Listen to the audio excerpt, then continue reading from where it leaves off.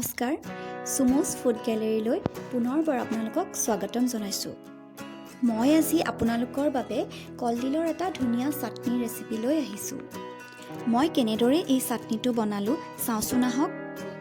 এই চাটনিবিধ বনাবৰ বাবে আমাক লাগিব এটা কলডিলৰ একেবাৰে ভিতৰৰ অংশখিনি, 10টা কাজু বাদাম, 10টা কিচমিচ, এইটো অপচনেল হয়, 5 ফুটা নহৰু, 2 ইঞ্চিমান আদা, 4টা কেঁচা জলকীয়া আপোনালোকে কিমান জ্বলা খায় সেই অনুপাতে দিব, আৰু লৈছোঁ সোৱাদ অনুসৰি নিমখ।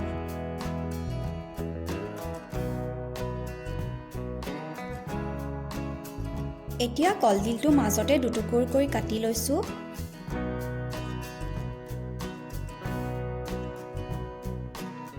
আৰু কুকাৰ এটাত ভৰাই অকণমান পানী দি লৈছোঁ।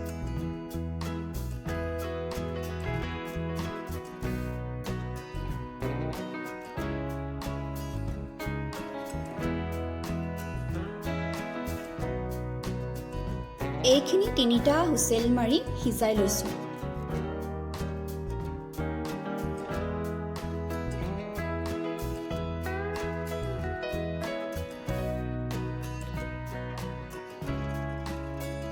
ঠাণ্ডা হোৱাত কলডিলখিনি পানীৰ পৰা টুকি প্লেট এখনত উলিয়াই ৰাখিছোঁ।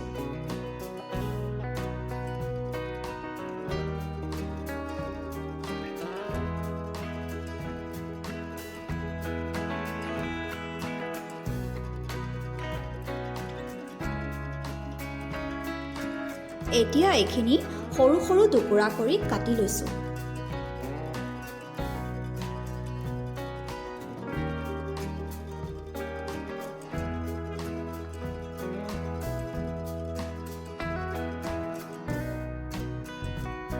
এতিয়া এখন টাৱা গৰম কৰি তাত কাজু বাদাম, নহৰু আৰু জলকীয়াখিনি 1-2 মিনিটমানৰ বাবে ৰোষ্ট কৰি লৈছোঁ। এইখিনি সময়ত মই গেছৰ ফ্লেমটো ল'ত ৰাখিছোঁ।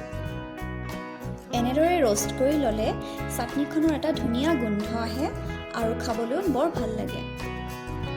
2 মিনিটমানৰ পিছত এইখিনি এখন প্লেটত নমাই ৰাখিছোঁ আৰু কিছু সময় ঠাণ্ডা হ'বলৈ দিছোঁ।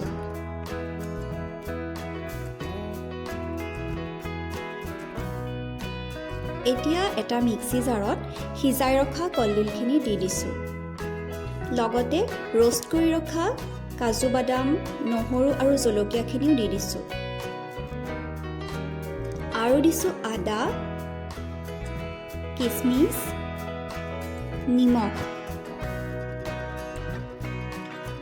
এতিয়া গোটেইখিনি ভালদৰে এটা মিহি পেষ্ট বনাই লৈছোঁ।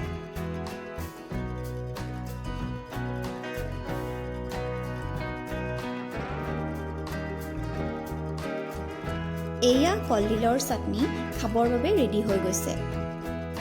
এই চাটনিটো ৰুটি বা লুচিৰ লগত খাবলৈ বেছি ভাল লাগে যদিও ভাতৰ লগতো খাব পাৰি। কলডিলৰ এই চাটনিটো আপোনালোকেও বনাই চাবচোন, খাই খুব ভাল পাব। ভিডিঅ'টো চাই যদি ভাল লাগিল তেনেহ'লে প্লিজ লাইক, কমেণ্ট আৰু শ্বেয়াৰ কৰি দিব। আৰু যিসকল মোৰ চেনেলত নতুন তেওঁলোকে প্লিজ মোৰ চেনেলটো ছাবস্ক্ৰাইব কৰি দিব। ধন্যবাদ।